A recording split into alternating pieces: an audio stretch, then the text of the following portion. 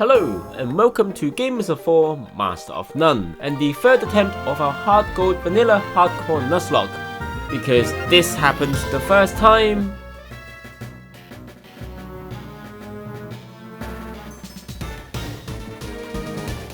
and this happened the second time.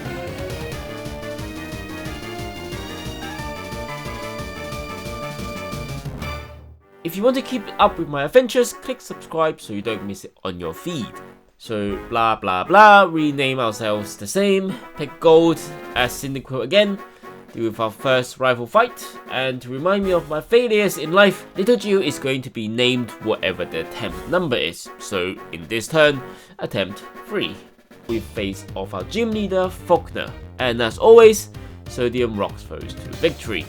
If you can't tell, this is the third attempt already, so I'm getting bored of saying the same things over and over again. So if you want to check the rules of the run, they are still in the description. Our Route 32 encounter was a measly Bellsprout, so I decided to use Primo the Brick Brother to force our Violet City encounter to be Mareep, using secret codes that you never be able to guess unless you look up your trainer ID on some random website and then put them in. To progress through the story, we still have to take the egg from Professor Elm's assistant, but that's going to stay in the PC forever. The Pokemon shown at the bottom of the screen is a little bit wrong, so bear with for however this long this carries on. We see some familiar faces along the way. Cobalt the Zubat and Scandium the Hobbit joins the team, as well as Chromium the Slowpoke after Gold solos Proton team despite being poisoned.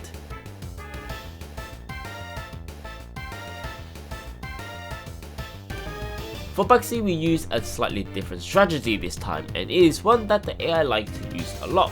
And yes, it is the Curse and Mean Look strat. Although for me, I mostly use Mean Look so that we can prevent him from using his highest damaging move, which is U-turn, so he can't just run away. But I think the surprise here is that he doesn't use U-turn of Potassium, as Ghost type moves don't have immunity as the Bugs type. So I was expecting Potassium to be down some HP, but we only got laid once, and Cypher used Focus Energy before being put to sleep. So Potassium got a curse in before Gold comes out, which essentially seals the fate of the battle, as the combination of Ember and Curse finished Cypher off after 4 turns, and even the Super Potion can't save it. A last ditch attempt quick attack took Gold to less than half, so a crit would have been bad there, but Ember dispatched Metapod and Kakuna with ease, winning us the second gym badge. The second rival fight was a bit messy. We led with Chromium against his Ghastly. Confusion doesn't manage to kill it in one go, so we got Curse on the second turn. Zubat has Bite anyways, so we switched to Sodium, hoping to take out with Rock Throws, but we got hit with Confuse Ray, and Sodium, being the little silly bitty that he is, hit himself twice in Confusion with Bite Flinch in the middle, rendering him completely useless in this fight. Gold come out and managed to get in an Ember before he got confused, but did manage to break through immediately. Against his Croconaw, Lithium comes out, and Croconaw decides that not only does he need to outspeed us, he also needs to bring us all the way to -6. So during that, Lithium just whooped his ass and only took 1 bite, which, to be fair, was half his HP, and a high roll crit would have been bad, but hey, not my problem that the AI is acting a bit weird. We made our way to Golden Rock City, and before the gym fight picked up Vandium the Nidoran male on Route 35, Nico the Beedrill from National Park, we didn't even place by the way, and finally hatched Copper the Mareep, and Einsteinium the Abra before we going to fight the gym. I didn't feel quite prepared for the Whitney fight, so I backtracked all the way to a Sailor Town to get a Headbutt encounter, and oh my god, we got a Heracross. That was not as dramatic as I thought it was going to be. We leveled up Zinc, but the only fighting move he has for now is Rock Smash. I know he has Guts, but I'm terrified of giving him Poison, so I didn't, which might have been a mistake. We led with Vandium into Clefairy, and Double Kick takes her down to half. But we barely just didn't manage to take her out in the second turn, so she healed and it took another 3 turns to get her down, during which we also got almost to half as well.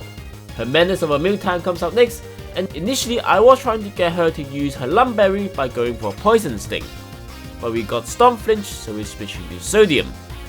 We got Storm Flinch again on the first turn, and on the second turn we got Attracted. We managed to break through and hit a Magnitude, but it was only a Magnitude 6, so very little damage.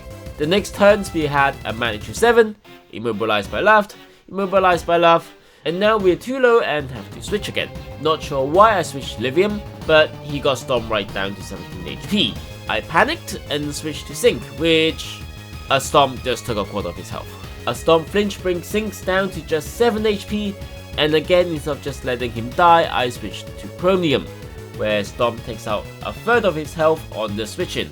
No flinch this time, so we managed to get a Yawn before switching out to Gold, where Stomp nearly takes out half his health. Miltank's Lumber activates, so Sleep is cancelled, and again with a Storm Flinch, that pretty much removed any remaining chance we had at this battle.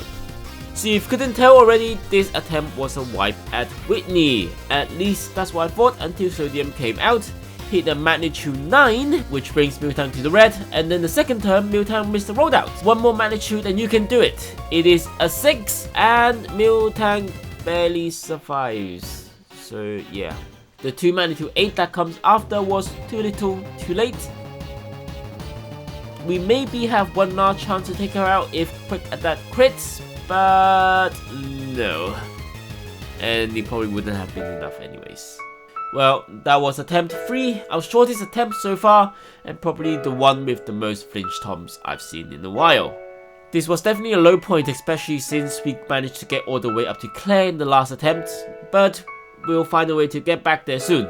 Thank you for watching until now, and I'll see you on the next video of Gamers of War, Master of None. Bye!